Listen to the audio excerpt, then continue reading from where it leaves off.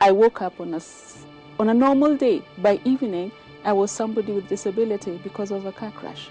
That statement resonated in my mind long after I did that particular interview with Bright Oyuaya, a road accident survivor a year ago.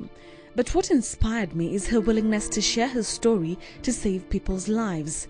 And that, on a broader spectrum, is the message we want to share on Autoworld today.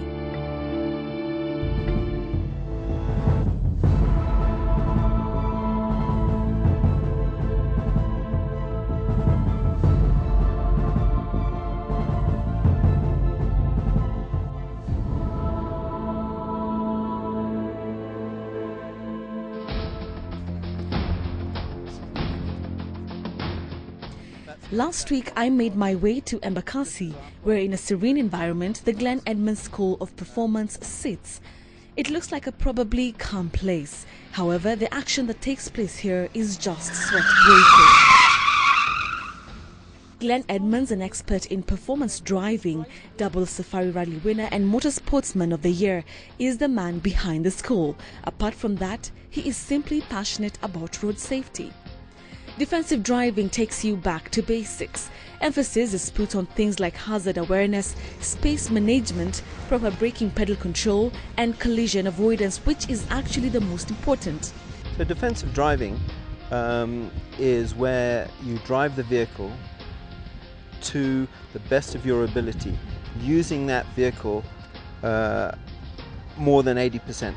So basically what you're doing is you're driving the vehicle and getting the best out of that vehicle and driving it in a way that keeps you safe.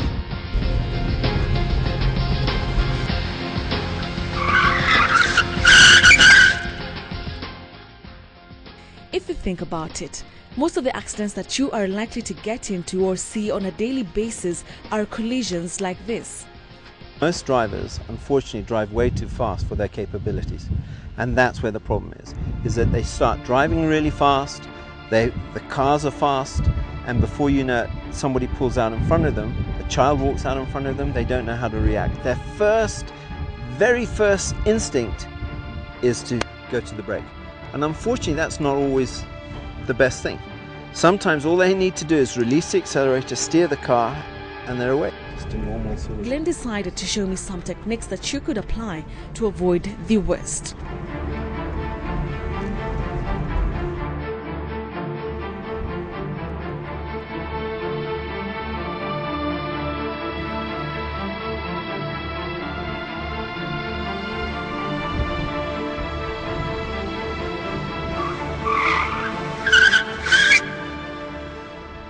What happens in most cases in an accident, they go to the brake, they then get locked on the target, which could be the back of another vehicle, a roundabout, and they are so focused on that they forget everything.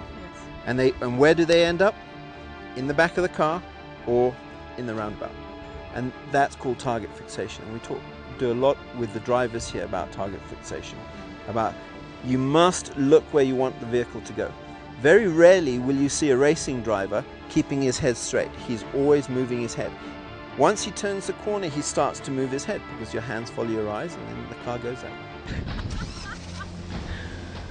The second exercise that Glenn took me through was on the skidding pan. What this technique teaches you is that locking the brakes doesn't stop you faster than maximizing the brakes by not locking them, what's known as threshold braking.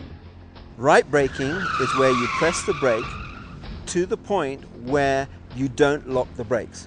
The moment those brakes are locked, what do? You've lost steering and the car won't respond to you. So most people, when they press the brake and the car is sliding, they just keep adding brake, adding brake, adding brake, and then steering. And the car is saying, look, mate, you either want me to brake or you want me to steer, make up your mind. This is just a number of techniques that you can use to avoid common and life-threatening accidents to you as a passenger and to other road users. It is at least a first step of keeping you safe in a crazy world.